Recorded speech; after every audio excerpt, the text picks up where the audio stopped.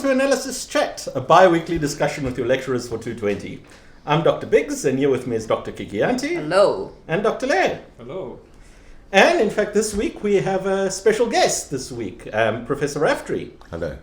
Professor Raftery is an expert in logic and algebra and the foundations of mathematics. He's our colleague here, also in the Department of Maths. So we think he might just be able to contribute a valuable perspective at this point in our course. Mm-hmm.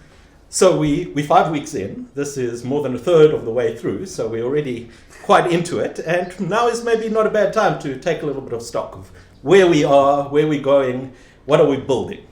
So particularly the last 3 weeks, right, we've been into the completeness axiom and getting a foundation for the real numbers. And especially this completeness axiom, this is the property on which we will just about be building everything in this course. It is absolutely essential. And this basically then lays down our foundation for the real numbers, on which we can now build our functions of real numbers, sequences of real numbers, integrating functions, series. All of this will build on our knowledge of the real numbers. But looking back, what is an axiomatic system? That is, after all, how we introduced the real numbers. We said, well, they're an object that satisfy these 15 axioms. We never really said anything about the object itself. I think it's the problem, right? Well, I mean, it's an approach in mathematics, yeah. and it might be interesting to talk a little bit about that. To say, well, of course, we're boiling down what are the fundamental properties. We don't really show that any such object exists which satisfies those 15 properties. Mm-hmm. And in a way, that might be a bit of an omission. And of course, there is ways of doing that if you want to construct the real numbers. Did you not post something on the Padlet already about We did post okay. a little bit on the Padlet, right? Yeah. So that was with the, what was it? The Dedekind cuts? Yeah. Is one way of going about it. Yeah. What are the other ways? The Cauchy sequences. Cauchy sequences, yes, of rationals. And in fact, when we get to sequences and a little bit further in, we might revisit this point. Yeah. Yes. Because in a way, I think for me at least, the completeness axiom is much more tangible, expressed in terms of sequences, rather than the language we used, which is, of course, that every non-empty set that is bounded above has a supremum. Mm-hmm. Yes. That hides a little bit exactly the facets of what is it that we say. Yeah. Yes. For that you need the notion of equivalence relation and equivalence classes. Yes, absolutely. Yes. Yeah, so we can get into the basic idea. Is you look at sequences whose terms get closer together. We call that a Cauchy sequence. That's something which has the potential to converge. Yeah. Yes. But do they converge to something inside your space? Yeah. Well, if we say the completeness axiom in terms of Cauchy sequences, it's simply the statement that every Cauchy sequence does converge inside our space. That we can't get to some hole that is not there. Yeah, we need the condition of one definition of subsequences as well. Yes. We didn't define that. Yeah, we'll get there. We'll get there. We still have monotone sequences, subsequences, monotone convergence, beautiful stuff. Yeah. Have you started with sequences? We have just started with sequences, introduced some basic ideas so far. Yeah. Okay. But this is a big problem in mathematics. It's probably one of the most fundamental problems is existence. Yes. And talking about existence of things. And often what we do is we build these axiomatic systems. We say, okay, these are fundamental properties. From these fundamental properties, we can derive something. But is there an object that exists that satisfies those properties? Yes. Well, there's no difficulty in constructing a model in set theory using either of the methods that you mentioned, Dedekind cuts or Cauchy sequences. Yes. And then when you work in set theory, you're assuming the basic axioms of set theory. Yeah. So you need them to get going. Yeah. Nothing comes from nothing, so you need them to We need to assume something to do maths. And really all we're doing in maths is we're saying that if we make these assumptions and we have our means of deduction, then the following will follow. Yeah. But the set theoretic axioms that you need for this purpose are relatively modest. You don't need anything controversial like the axiom of choice. Aha. Right. Although, that is controversial. But don't we need it at some stage for functions at least? Oh, you'll need it for Yes. other things, Yeah. yes, Yeah. but not just to construct the real numbers. No, the real numbers can be, yes, Yes. constructed without it. But, I mean, I don't think we'll have much analysis without We actually axioms not. of That's choice. obvious, yes. It's not as controversial as it used to be. Aha, it's getting less controversial. Well, Tell yeah. us, what is the latest on the Well, buzz on the axiom of It's choice? not exactly late, but I think the big event was that in 1938 Gödel proved that if there is no contradiction already in the axioms of set theory, then introducing the axiom of choice will not produce a contradiction. Aha. So in okay. that sense, it became clear that it was safe. Yes. On the other hand, you can instead introduce the negation of the axiom of choice to set theory, and that also won't introduce a contradiction. That was shown much later by Paul Cohen in 1963. Yes. So there are different assumption sets that you can choose to work with. Yeah. But at least the axiom of choice is safe. It does not introduce any contradiction into set theory. Yeah. Oh, fascinating. So, I mean, we are really dealing to some extent with the foundations of mathematics Yeah. a little bit in this course and touching on those ideas and what does it mean to exist. And, Yes. and I mean, even with our method of contradiction, right? Proof by contradiction, where we Yes. assume the negation, maybe that is less controversial, but that also has some people worried. Like, is this a safe way of asserting that something exists? This method of assuming its negation and showing that that leads to a problem. Is this philosophically sound, or is there some problem there? So what you're doing is, behind the mathematics you're doing, there are logical principles. Yes. And for mainstream mathematics, it's normal to use the principles of classical logic, Yes. which allow you to do things like proof by contradiction. Yeah. The law of the excluded middle is a theorem of classical logic. Yes. And classical logic is the natural thing to use if what we are concerned with is truth or falsehood of sentences in a given clear context. When one encounters work in which there's doubt about these principles, Yeah. it's usually because truth and falsehood are not what's at stake. Aha. So in intuitionistic logic, for instance, the law of the excluded middle is not a theorem, because when we write down P, where P is supposed to be some mathematical sentence, Yes. we're not saying, as in classical logic, P is true. We're saying we have a constructive proof of P. Aha. And therefore, if you write down P or Q, the interpretation is we either have a constructive proof of P or we have a constructive proof of Q. I see. And now if you take that to be P or not P, Yeah. we may very well be in the position where we don't have a constructive proof of P, and we also don't have a constructive proof Aha. of not P. Yes. And this forbids us, in this particular context, from Yes. asserting P or not P. But the important thing there is that it's not the truth of P or not Okay. P that we're concerned with. Yeah. We mean something different by our assertion P. Yes. We mean that it's constructively provable as opposed to merely that it is true. Aha. So that is the difference, and intuitionistic logic is only one of many non-classical logics which have different criteria for what we mean when we make an assertion. Yes. And depending on which one you're working in, there can be differences as to which principles are accepted. But for mainstream mathematics, Yeah. it is standard practice to use Oh, yeah. classical logic, and if you Yes. think about it, it would be difficult to deviate from that practice, because then you'd have to make a choice as to which particular Yeah. non-classical logic you want to Indeed. use. Yeah. And even if you want to be constructivist, Yeah. there are many different brands of constructivism that don't all Absolutely. agree with each other. So, Yeah. No.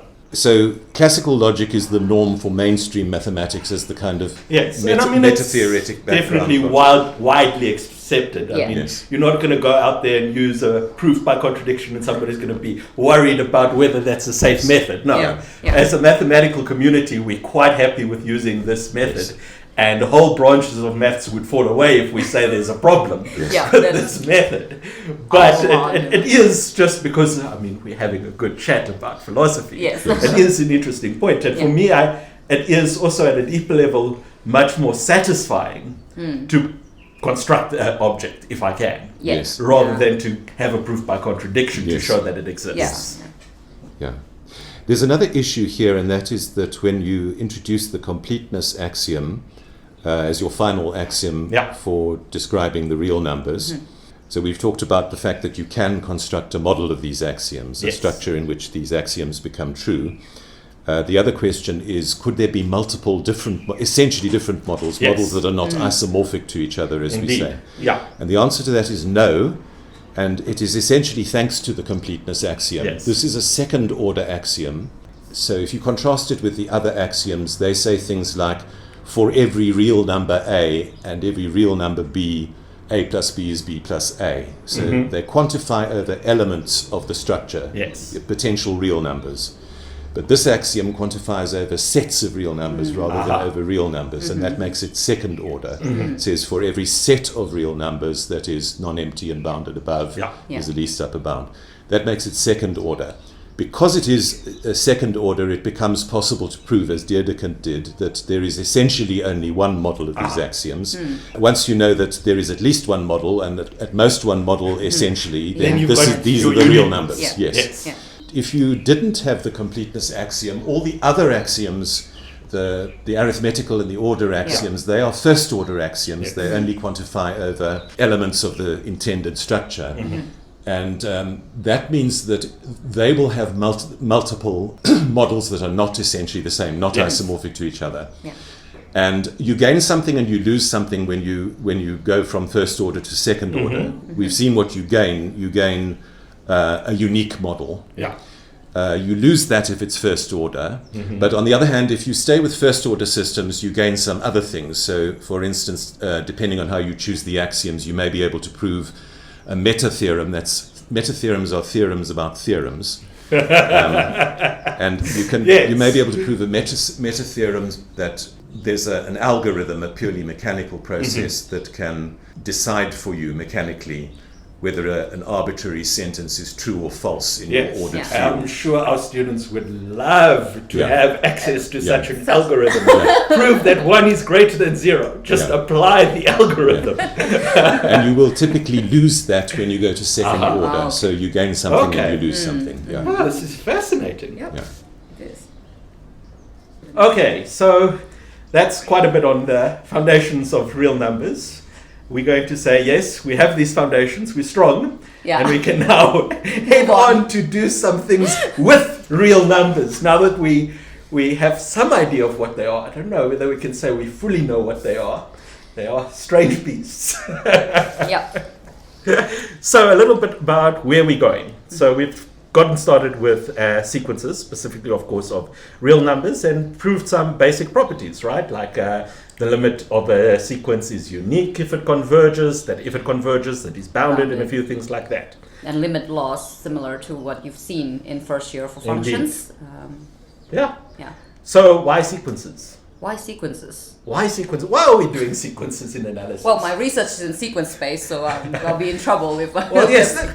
The problem is if you ask an analyst why sequences, it's like you can't even conceive of this world without sequences. They are so fundamental. To completeness for one thing, right? Many analysts work in complete spaces. So for one thing, you need to describe completeness, and more often than not, this completeness is actually sequential. So it's almost like asking, why do you need numbers? Exactly. It's such a basic and fundamental object for playing around in spaces with. And as you go further in maths, they just crop up everywhere. But of course, we have already many applications, especially in the numerical analysis space, right? Often the job there, and what mathematics is great at, is creating algorithms. You want to solve a problem. Here's an algorithm. And you need to complete these steps, and generally, or very often, the output from that is a sequence. It gives you an approximation. And you put it through the algorithm again, it gives you a better approximation. Our job then is to show, that algorithm works. We want to take that sequence and show that it converges to the solution, that if you keep on applying this algorithm, you're going to get closer. So already there we have a nice application. What's fascinating to me also is, we said a little bit about how they are useful in describing spaces. If you go far enough along, they no longer behave the way you would expect. So, for instance, we proved that the limit of a sequence is unique. if you generalize the idea of space enough, that no longer is the case. You can have sequences both converging to different values. And then you need a different tool to start talking about those spaces. Yes. Yeah, don't forget the definition of a sequence is function, and function is somehow connect two objects together. Yes. And in this class, we just talk about sequence from Real integer to, from integer to real. real. So, but in the case that means we only have one parameter running around. But when you have two parameters, means you have relation of a bigger set to another bigger set. And in some time, the index of the sequence is uncountable or countable. That's something later. Yes. Yeah. At the end of the day, so we just take an example of relation between two sets. And the first example is quite easy one is the sequence we study right now. Yes. Okay. For me again, it's very important. It's such a fundamental object. It's hard to put like, why is it important? It's just like, but because my world would not exist without them. Yeah, we don't have function between many of us, so we're not going to talk. Well, I mean, there's actually a good example. Is why functions. Yeah. It's also hard to put your finger on why functions. It's just because, well, they're such an invaluable way of structuring things in mathematics. And at some point you're going to connect presumably the notion of a function being continuous or continuous at a point with the behavior of sequences in its domain. To some extent. Yes. I don't think we're going to get to quite the nice result which you are describing, which is that continuity and closedness and openness and all the topological properties can actually be fully characterized just in terms of looking at the sequences in that space. And that's one of the great uses of sequences is as an object for investigating all kinds of topological properties. We touch on that idea, but we don't really get into it nicely. Not in this course, at least, but maybe in maybe in the third year course. Yes. They definitely need to get a little bit further into that. So speaking of that, I mean, after our sequences, we'll be getting into continuity, then naturally integration, and as with the philosophy of this course, we're going to be building it all up step by step. There'll not be any hand waving about, oh yes, the integral exists. No, we'll see. We will be talking about supremums. We'll be talking about infimums, and we'll very carefully define what we mean by specifically the Riemann integral, and have a solid definition and show that continuous functions are indeed integrable in that sense. Everything that you've seen in first year, we're going to motivate properly. So we won't actually have that many new theorems. No, it's the things that you've seen already. But now we have the the correct tools to prove them. The correct tools and the correct foundation to build on. Like we're going to prove intermediate value theorem, for example. Yes. Used this in first year already, and mean value. No, we're not proving mean value theorem. Unfortunately, we're not proving mean value theorem. That means you have assumption that you still remember what in the first year, then it's not new. But if you forgot all of them, it's totally new. Yes.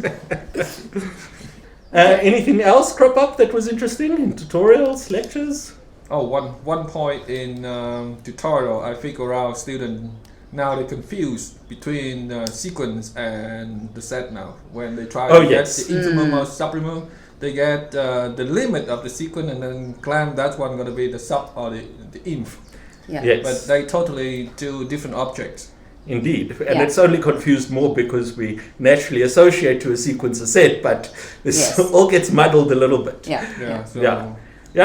So that is part of this course, right? Is keeping your definitions clear. And you have to, every time you deal with something, you have to know what object you're dealing with. And if you're confused of what is this, squiggly brackets in front of you means, then find out. Right? Supremum, infimum applies to sets. Not to sequences, not to numbers, not to functions. We could decide to define it for them and make sense out of it, but in the context of this course, supremum and infimum is only for sets. Someone pointed out in class to me that when we did completeness axiom, we proved the existence of square root of 2. Yes. Using supremum. Yes. And I mean, we constructed a set whose supremum is would be square root 2, and that allows us to make that existence correct, claim, because the completeness axiom gives us the existence. And someone pointed out to me that, well, you can also get square root of 2 by taking sequences of rationals that converges to this number. And I sort of, this idea is actually what we talked about earlier, about Cauchy sequences, construction of real numbers. And for me personally, I like that construction better rather than the Dedekind cuts. It's just, I don't know. I mean, this is the kind. I think I agree.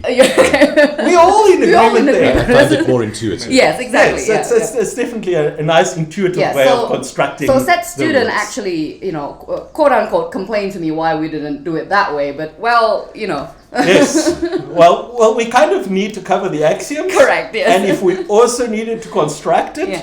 Well, then I guess we would have had to first do sequences of rational numbers and all their properties. And then prove that square root thing. Can you imagine a course like that? Year-long analysis. We really dig into everything. It would be beautiful. It would be fun. The first 4 weeks could just be logic. Yep. Okay. Yeah. Well, seeing as we have Professor Raftery here, this might be a good opportunity to hear a little bit more about the research he does. I find people, and students included sometimes, often have this concept of, or this idea that mathematics is a complete thing. Yes. And you what else do you research? And you learn it, and then you use it. There's no such thing as new mathematics, but in actual fact there's lots of new mathematics and lots of questions that we struggle with. We've already talked a little bit about the philosophy and even just the foundation. And new algorithms, new things are being discovered all the time. So let's find out a little bit. Professor Raftery, could you share a little bit about what you're doing in your research? Yes, so my research is concerned with algebra and logic and the interface between them. And it connects a little bit with what we were saying earlier about there being various kinds of non-classical logic as well as classical logic itself. And when you have different logical systems, different deductive systems, they have models in much the same sort of way as the axioms that we were talking about for the real numbers have models. Yes. And those models then become structures that are not unlike familiar mathematical structures like vector spaces or groups. And one can study their properties using algebraic methods and infer results of a logical kind that the actual logics have desirable properties. Okay. So most of the time classical logic has almost all the desirable properties you could want. Yes. And this is reflected in the good behavior of the structures that model them, which are Boolean algebras. Okay. And then intuitionistic logic has somewhat weaker properties, and that's reflected in the fact that the structures which model them are more general than Boolean algebras. They are Heyting algebras. And then with other kinds of logic belonging to a number of families, including fuzzy logic, logics associated with computation, like linear logic, etc., you get different kinds of structures. But they're all amenable to the kind of mathematical analysis that algebraists do when they study vector spaces, groups, rings, fields, etc. So one can often use algebra as a tool whereby to classify logics by studying the properties of their models. This is the sort of thing that interests me. Wow. Sounds fascinating. Did you see the fuzzy already?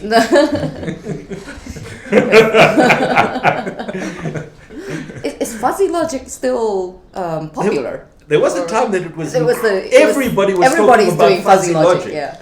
Yeah, so it's still a thing. There's it's one of these terms that has a loose meaning as well as various more precise meanings. Fuzzy. It's fuzzy. It's fuzzy. It also in group theories. Yes. So there is an area of mathematical fuzzy logic which deals with certain very clearly defined deductive systems. And one can study their models as well. But the broad term fuzzy logic is looser than that. Okay, well, I think we're just about coming up to half an hour, so I think that will be it for this great extended episode of Analysis Chat. Right. Thank you very much for joining us, Professor Raftery. You're welcome. Thanks Wonderful having another perspective and another voice. And well, to our students, all the best with your preparations for the upcoming semester test. Yeah. Good luck. Sleep well. Sleep well. Yeah, that's a very good. That is the most important bit of advice. Advice. Yeah. Sleep well. Exactly. Cheers. Okay. Bye. Bye. Bye.